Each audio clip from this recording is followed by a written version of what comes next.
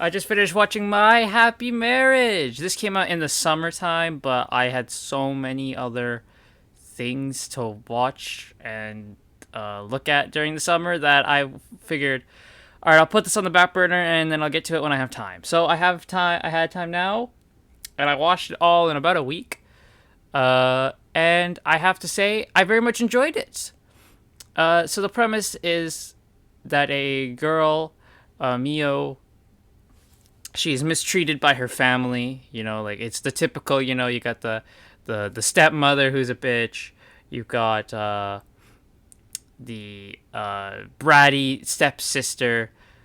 Well, not even stepsister. It's half sister.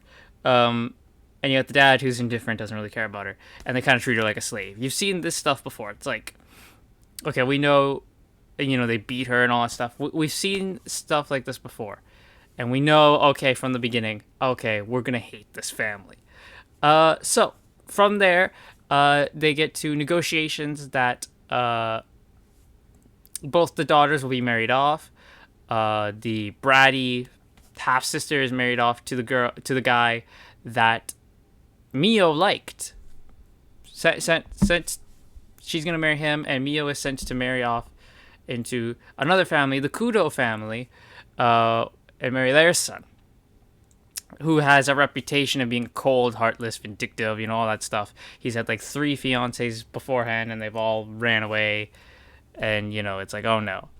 However, of course, it turns out those rumors are not true at all, and he is actually, while he is a bit,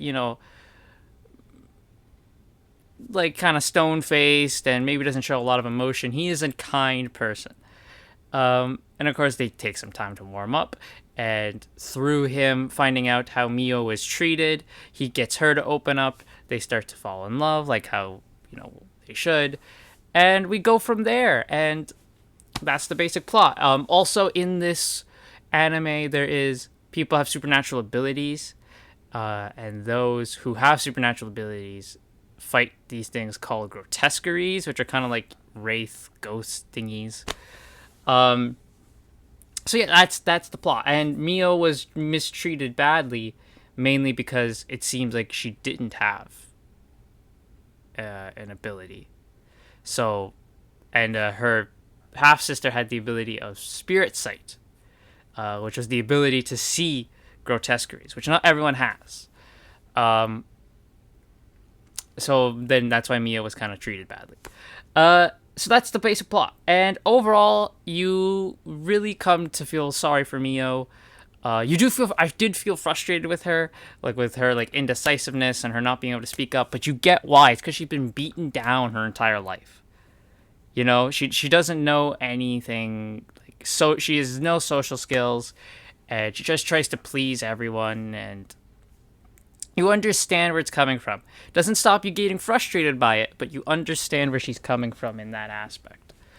Her fiance Kyoka Kudo, he is a great character. You get to see him open up more and more, become more emotional as the show goes on, and he starts to fall more in love with Mio.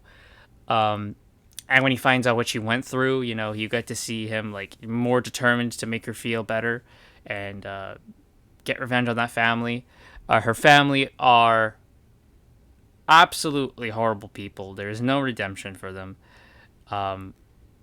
Even their punishment at the end, when they get some sort of punishment after it's kind of revealed what happened to Mio, it's not even that big of a punishment. It's like, I won't spoil what it is, but it's like, I wanted more than what we got. What we got was very little. I would have liked them to have an even bigger punishment.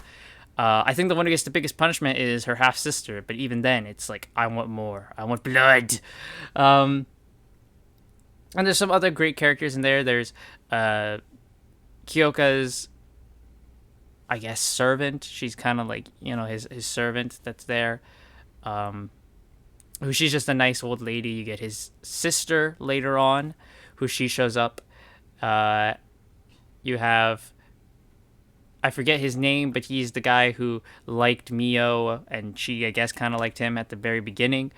You get him in there, and he's a nice character as well. And there's some other characters in there that I won't spoil, but they're very interesting as well. There's a character in here voiced by Mike Pollock, who is Dr. Eggman, and I can't hear anything but Eggman when he speaks, and it's so weird because the character's so nice and gentle. It's like, this is Eggman talking. No, I need him to like start screaming up a storm. Uh, but anyway, overall, My Happy Marriage was a really, really good time.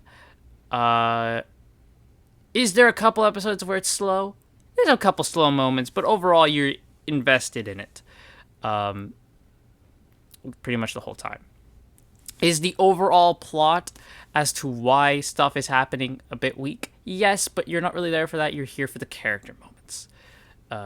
Because, like most things, good characters will trump a good story, and you can watch good characters do anything.